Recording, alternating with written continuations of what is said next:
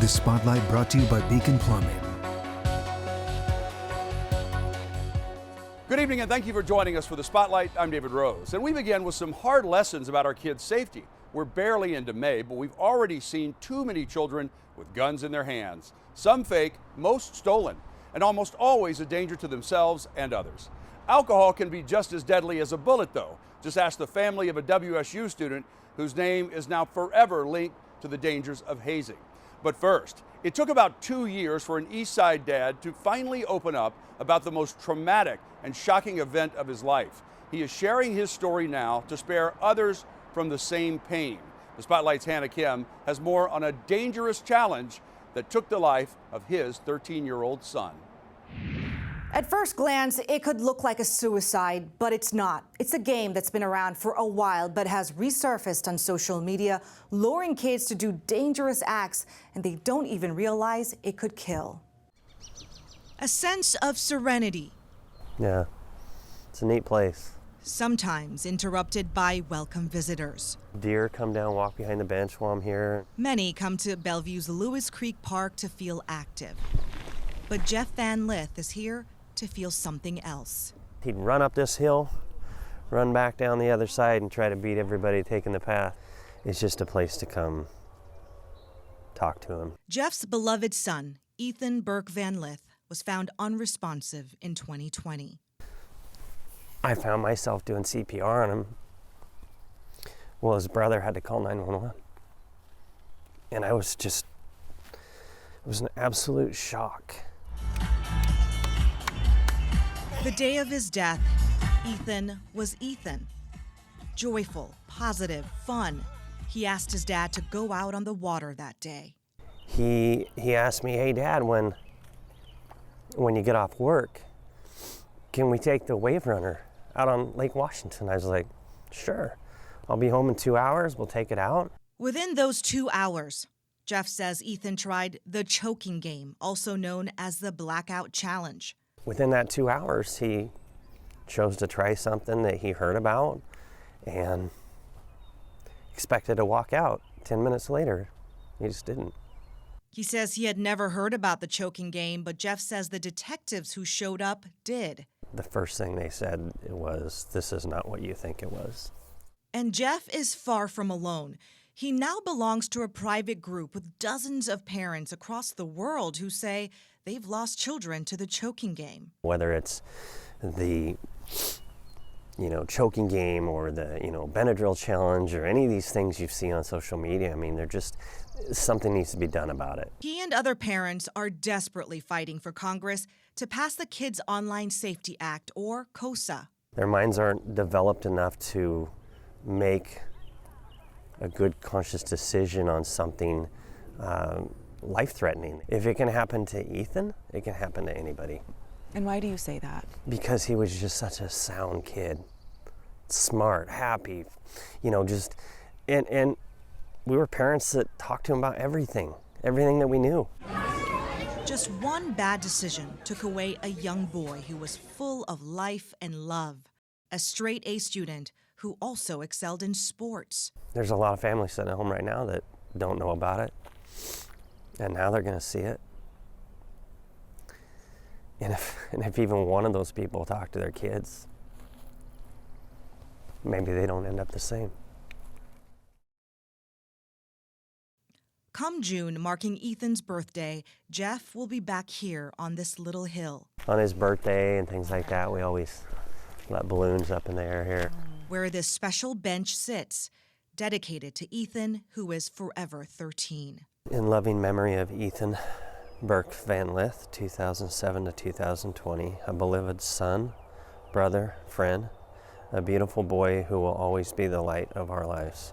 Jeff Van Lith is among a small army of parents who say they will continue to push for the Kids Online Safety Act. KOSA would require social media companies to give parents more control. Algorithms would be changed so kids are not fed harmful content. They would also be held accountable for what they create, with hefty fines attached for breaking rules. Our Hannah Kim reporting. The Kids Online Safety Act was introduced last year, but it failed to pass in Congress. It's about to be reintroduced again with some changes this legislative session. Governor Jay Inslee has signed a new law cracking down on hazing, with a dramatic increase in the possible punishment, especially if a life is lost. The law is named after Sam Martinez, a Washington State University student who died from alcohol poisoning in 2019 while pledging Alpha Tau Omega. And despite their devastating loss, the family tells the Spotlight's AJ Janabel they see this as a victory. Sam Martinez's parents tell me next week would have been their son's college graduation from Washington State University. But instead of heading toward Pullman, they're here in Olympia. They tell me despite their heartache, they feel that today is a victory. More than 2 years of work culminates here. We're here today for House Bill 1002. This bill increases the penalty for hazing. I hope that he would feel proud of us. I believe that he does. In 2019, Jolene Houts and Hector Martinez faced any parent's worst nightmare. The mother and father found out their child, 19-year-old Sam Martinez, died at Washington State University. The cause of death? Alcohol poisoning. He and another student drank about a half a gallon of rum. Martinez was pledging Alpha Tau Omega. We felt this is what Sam wanted us to do. In Sam's case, 15 people were charged in connection to his death. The person who gave Martinez the rum got 19 days in jail. The others got 1 or 2 days of community service. House Bill 1002, known as the Sam Martinez Stop Hazing Law, increases hazing from a misdemeanor to a gross misdemeanor. And if someone is hurt or killed in a hazing incident, it increases the penalty to a felony. That we're going to hold folks accountable who are involved in these really kind of tragic deaths. Representative Mari Levitt worked with Sam's parents for years to get this law passed. She tells me this law will save lives. I pray that we will never see another hazing death in Washington State. For Sam's mom and dad, this is not where they want it or expect it to be a week before what would have been their son's graduation. But they believe their loss may help others. It is powerful to think that because of the work that so many people have stepped up to do around tackling hazing in this state, that somebody else's child may walk across that stage in the future and get their diploma because they didn't experience hazing. Sam's parents tell AJ they are not done fighting yet. Sam's mom says she's currently working with organizations to create a hazing database to inform parents of incidents that happen on campuses. Information she says her family wishes they had. Turning now to the problem of weapons in school. We're getting a closer look at how Pierce County Sheriff's deputies tracked down a student they believed was armed with a gun. Body cam video shows deputies responding to Cedar Crest Middle School in Spanaway as the school gets put into lockdown. The threat was called in by a school resource officer who heard a 14-year-old was making threats. The teen was found in a hallway, and it took another 45 minutes before deputies and a canine found the weapon in a bathroom trash can. It turned out to only be an airsoft gun, but that fake weapon looked nearly identical to the firearm that Pierce County Sheriff's deputies carry. How are they, law enforcement, going to know until they get a better look at it? If I can't tell it's a firearm or not, I have to treat it like it's real. The student was booked for having a dangerous weapon on school property and felony harassment. Officials say overall, the situation was handled very well, but the lingering effects of having a weapon on campus can last. They recommend checking in on your student. An update to a gun give back in Tacoma. Last week, 128 firearms were turned in and they will be destroyed. So gun lock boxes were also given out to gun owners who needed them. The department hopes to offer another event in the future. And that event comes on the heels of a shocking statistic in Tacoma. A gun is stolen from a car every 57 hours. That's one every 2 days. The Spotlight's Alejandra Guzman spoke with law enforcement about why this is happening. It's really scary, and having a child, it makes it scarier. It's very sad. I'm sad for whoever was involved. Grief and fear are just some of the feelings rattling Tacoma. I don't think that there's anything new that needs to be said. I think at this point in time, it's really about the response. Already half of Tacoma's homicides in 2023 have left families grieving for teens, including 16-year-old Larry Darnell Trey Marshall III, killed in March. Guns falling into the wrong hands are children. A child can't go into a store and purchase a gun. So they're getting them someplace. A gun is stolen from a car every 57 hours in Tacoma. Already 51 have been reported stolen this year. So folks leave them in their car, thinking maybe they're being responsible and leaving them there versus going into a building where they can't carry it. They're taken from your glove box, underneath the seat, the center console, any hiding place you can think of. The Office of Firearm Safety and Violence Prevention says they're concentrating on young adults, those 18 to 25, but also paying close attention to children 10 to 18 as gun violence is now impacting them. We're seeing kids beginning to get involved with firearms and to feel like they need firearms in their possession to feel safe. They're partnering with schools and law enforcement to prevent kids from going down that path and helping those who already may be involved. We support programs to try and divert them from that lifestyle and help them get the supports they need to make better choices. While there is help available, it's a community effort. If you have weapons and you don't want them,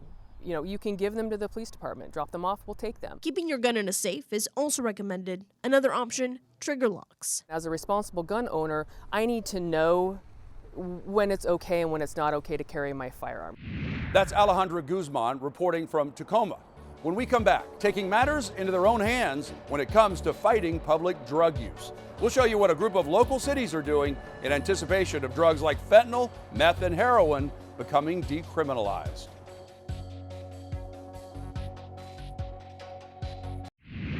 Governor Inslee has finally signed a bill aimed at easing restrictions on police pursuits across the state. It allows law enforcement to pursue a suspect if they have reasonable suspicion they committed a serious crime. Those include some violent and sexual crimes, DUI, and more. In 2021, state lawmakers required officers to have probable cause before going after many suspects. Police say that emboldened criminals and left officers handcuffed in many cases.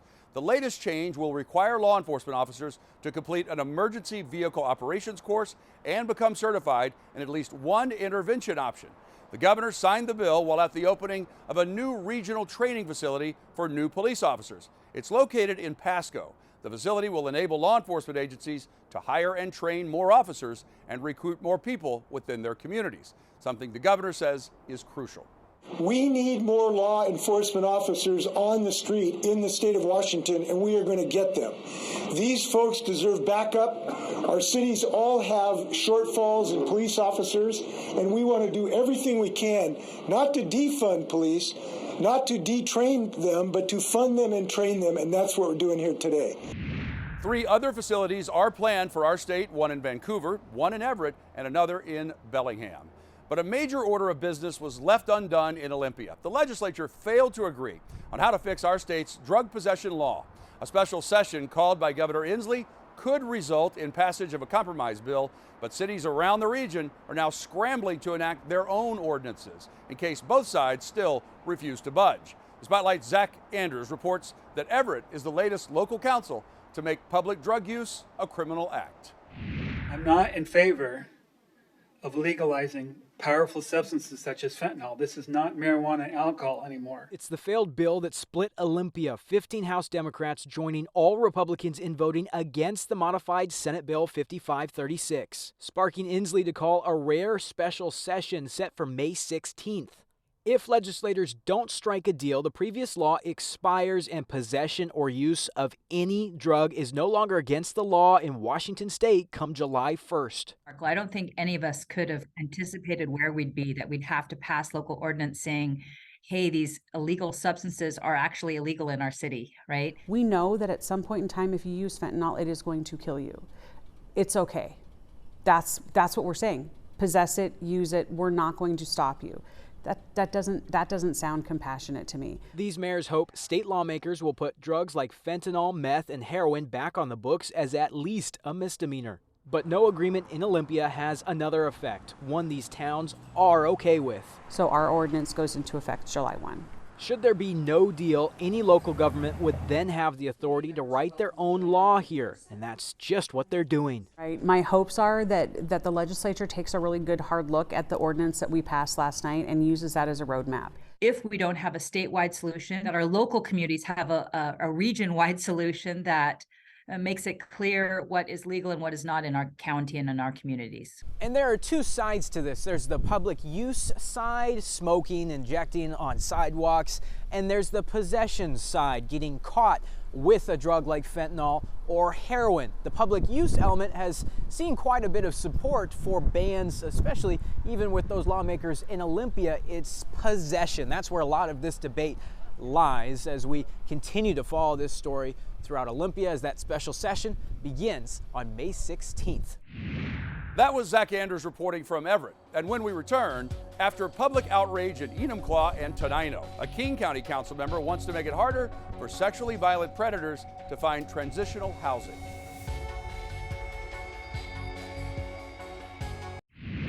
The process of placing sexually violent predators around Puget Sound just got a lot murkier. King County Councilman Reagan Dunn is now pushing for multiple new requirements on LRAs. Those are the less restrictive alternative housing that offenders could move to once they've been treated and cleared to be released from McNeil Island. This is a story we've been following for months on the Spotlight after angry protests in Tenino and Enumclaw. People in both of those towns say they were kept dangerously in the dark about decisions to bring sex offenders to their backyards. The Spotlight's Nikki Torres says that shouldn't happen again if the changes championed by Dunn go through. Just 3 months ago in February, dozens of people in Enumclaw protested the site of a future LRA home. They pleaded to hold the Department of Social and Health Services accountable for the poor communication and notification that sex offenders would soon live in their own neighborhood. Councilmember Reagan Dunn was listening. Unfortunately, the state provided no notice to the community in putting this individual out there. State law recognizes a level 3 sex offender as somebody who is likely to reoffend because of a past sexually violent act, in this case, multiple acts over a period of years. His proposal would apply major changes to where these housing options are allowed to operate. No LRAs within 500 feet of any place children might gather. Before, it was just a school or daycare. And Dunn wants to make sure that the permit process includes a mandatory public meeting before the home would be allowed to open. Right now, the alerts only go out when a new sex offender moves in, but the community isn't required to be notified when the LRA facility gets set up. To make sure that a community is made well aware in advance that a dangerous level 3 sex offender is going to be placed in their neighborhood. This new conditional use permit requirement means that the state has to notify the school district. It has to keep a facility at least 500 feet away from children's playgrounds, school bus stops, school areas. Under the state's fair share rules for releasing sex offenders from McNeil Island, every county is required to accommodate LRA housing. But Dunn says what happened in Enumclaw was not handled properly. I just think that the state is using a loophole to place its sex offenders in a way that they hope won't create pushback by the community. They're just trying to sneak one past us. And that isn't the way you should do business. It's not good. Ultimately, there's going to be another sexually violent act, and it's going to blow up. That was the Spotlight's Nikki Torres reporting. This proposal is being referred to the Local Services Committee. In a couple of weeks, they'll have a hearing. It will have to be voted on by the full council before anything moves forward. Up next, pet theft has skyrocketed, up 40% since 2021. Well, now there is a new breed of criminal, and they're willing to disfigure your dogs if the money is right. We are getting our first look tonight at what missing child Oakley Carlson might look like now as a 6-year-old. It's a new age progression picture just released by the Grays Harbor Sheriff's Office. It was generated with the help of the National Center for Missing and Exploited Children, and once again draws attention to this case. With the release of the image, Oakley Carlson's former foster mom is trying to stay positive as she holds out hope that this little girl may still be alive. Getting just more people to be on the lookout for Oakley and just know that this is a little girl that could be anywhere, whether that's in the United States or another country. Oakley was last seen in February of 2021 in Oakville, but her disappearance was not discovered until 10 months later. And while her parents are not charged with any crime related to Oakley's disappearance, they have refused to assist with the investigation or the search to find her. If you've seen Oakley or you have any information, to help find her. Please call 911 right away. Finally tonight, we are taking you to Florida to put the spotlight on a new kind of pet napping, dog flipping. Thieves are going after pets, stealing them, shaving them, and dyeing them to hide them in plain sight. A woman in Brevard County, Florida says her dog was stolen. She was lucky and found it herself not far from home, but she almost didn't even recognize her own pet because it was shaved. Reporter Esther Bauer has the exclusive story about the rise in pet thefts. It just breaks my heart because I can't explain to him what happened or why it happened. Cindy Huckabee says this is what her dog Bailey looked like before he disappeared from her backyard. But this is what he looked like when she found him hours later. He jumped in the car, and that's when I saw that he was shaved from his neck to his tail, and his thighs, parts of his thighs were shaved. That's right. Someone shaved him. What's even worse, experts say this trend is how thieves are tricking pet owners, hiding stolen dogs in plain sight. If you change the appearance of the animal, then you are less likely to get caught. Once you've stolen it, you alter its appearance and then you make money off of it. The reason? So pet owners don't recognize their pets when their pictures are posted online for resale.